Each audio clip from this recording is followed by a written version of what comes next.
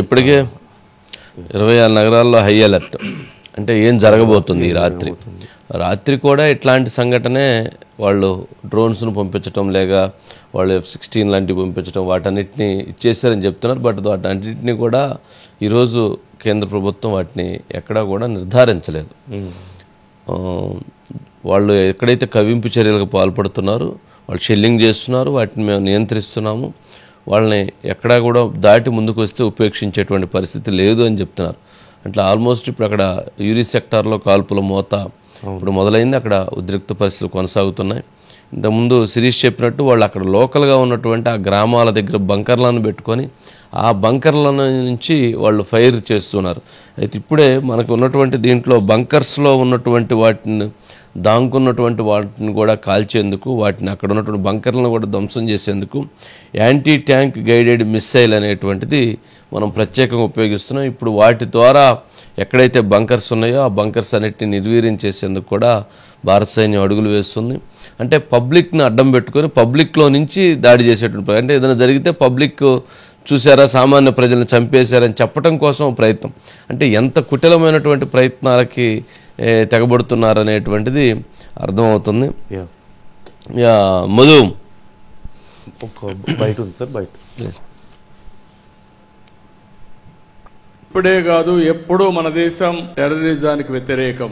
ప్రజాస్వామ్యంలో టెర్రరిస్టులకు ఎక్కడా అవకాశమే లేదు.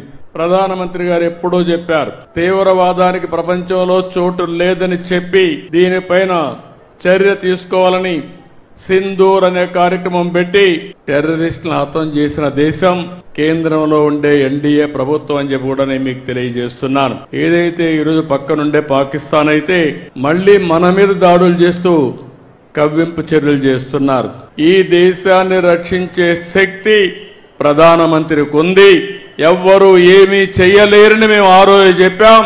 అది చేసి చూపిస్తారని మరొక్కసారి మీ అందరికి విజ్ఞప్తి చేస్తున్నా. రైట్ మధు ఏంటి ఈరోజు ఫ్రైడే నైట్ హై అలర్ట్ అంటున్నారు. ఇప్పుడే మనం అనుకున్నట్లుగానే ఇప్పుడు స్టార్ట్ అయిపోయింది అంటున్నారు. యూరి సెక్టార్ దగ్గర కాల్పులు మొదలయ్యి ఎవరైతే పాక్కు సంబంధించినటువంటి ఆర్మీ కావచ్చు, అట్లాగే అందులో దాగి ఉన్నటువంటి ఉగ్రవాదులు కావచ్చు, అందరూ కూడా ఎల్ఓసి వెంబడి కాల్పులకి తెగబడుతున్నారు. అక్కడ ఉద్రిక్త పరిస్థితులు కొనసాగుతున్నాయి. అట్లాగే భారత సైన్యం తిప్పికొడుతుంది, ఎక్కడైతే వాళ్ళు నియంత్రిస్తుంది అంటున్నారు. ఏంటి ఫ్రైడే నైట్ ఇది ఒకటి కొంత ఆందోళనకరంగా, కొంత చర్చనీయాంశంగా ఉంది. ఎందుకు? డెఫినెట్గా సార్, ఈ ఒక్క రాత్రి ఏం జరగబోతుంది? పాకిస్తాన్ భారత్ రెండు దేశాల మధ్య ఉన్నటువంటి యుద్ధం ఒకెత్తైతే ఈ రోజు ఒక్క రోజు మాత్రము ఉండబోతున్నటువంటి వెదర్ ఏదైతే ఉందో ఖచ్చితంగా కూడా గూస్ బంప్స్ వచ్చేలాగా ఉన్నాయి సార్. ప్రతి ఒక్క భారతీయుడు కూడా ఎదురు చూస్తున్నాడు. దెబ్బ కొట్టాల్సిందే, వాళ్ళు కొట్టినటువంటి దెబ్బకి అంతకు మించి దెబ్బ కొట్టాలి అని ఎదురు చూస్తున్నటువంటి మొత్తం భారతీయులందరికీ కూడా ఈ రోజు రాత్రి ఏం జరగబోతుంది, ఫ్రైడేకి సంబంధించినటువంటి శుక్రవారం రోజున మొత్తం పూర్తిగా కూడా ఈరోజు స్పెషల్ డే, యుద్ధానికి సంబంధించి స్పెషల్ డే కాబోతుంది. ఇప్పటికే పాకిస్తాను ఏదైతే పూర్తిగా బార్డర్స్ ఏరియా ఏదైతుందో ఆ ఏరియాలోకి ఈ రోజు అంటే గత యుద్ధం స్టార్ట్ అయ్యి 3 రోజులు అయినప్పటికీ కానీ ఈరోజు ఒక చిన్న కుట్ర చేసింది. మొత్తం ఉగ్రవాదులు ఎవరైతే ఉంటారో ఆ ఉగ్రవాదులని మొత్తం భారతదేశం లోపలికి పంపించడానికి ఏదైతే బార్డర్ సెక్యూరిటీ ఉంటుందో ఆ లైన్ దాటి లోపలి పంపించే ప్రయత్నం చేశారు. కొట్టారు సార్.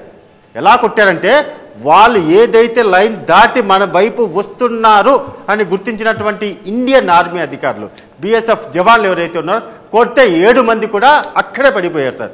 ఏ ఒక్కరిని కూడా లోపలికి రానియకుండా అయితే మొత్తం సెట్ అయితే చేశారు. అది మార్నింగ్ టైం, అంటే పగటిపూట జరిగినటువంటి విషయం.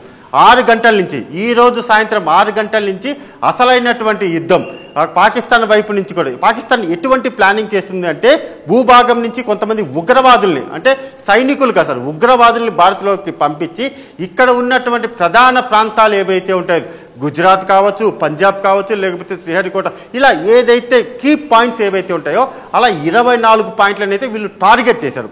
టార్గెట్ చేసి 300 నుంచి 400 మిసైల్స్, చాలా చిన్న మిసైల్స్ దగ్గర నుంచి చాలా పెద్ద మిసైల్స్ అన్నింటినీ కూడా పంపించే ప్రయత్నం చేశారు. అది నిన్న రాత్రి. కానీ అలా పంపించిన ఏ ఒక్కటి కూడా మన ఇండియా లోపలికి వచ్చి ల్యాండ్ అయినటువంటి దాఖలాలు 0.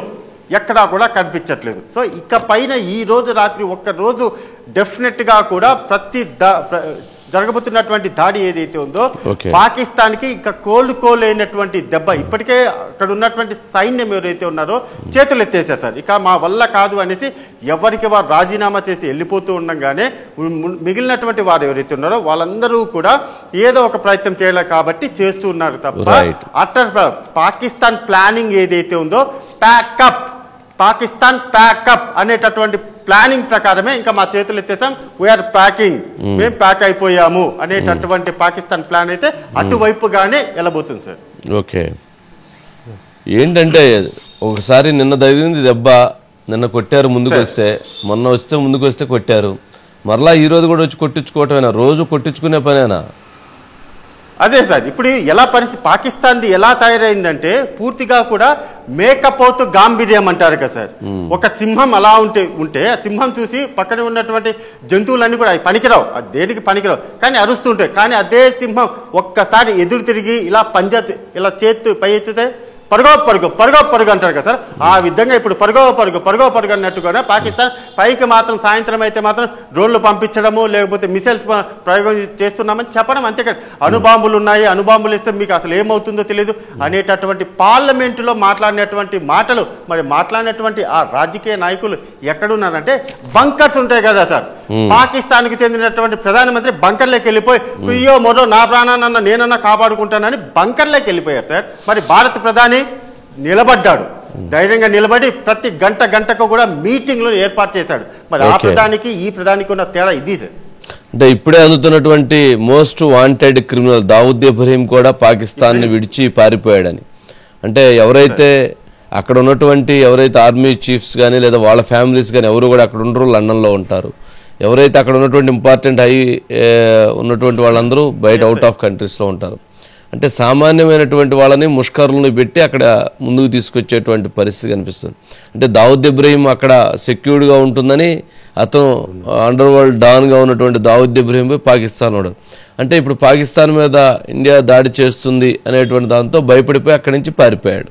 అంటే దాదాపు ఒక ఎంపీ మనం చూస్తే వాళ్ళ పార్లమెంట్లో డైరెక్ట్గా అతను ఏడుస్తున్నాడు, కన్నీళ్లు పర్వంతం అవుతున్నాడు.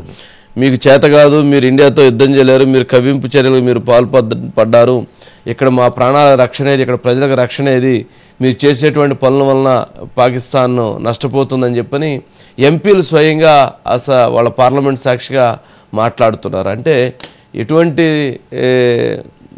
దుర్మార్గమైనటువంటి పరిస్థితిలో పాక్ ఉందనేది చర్చ జరుగుతూ ఉంది.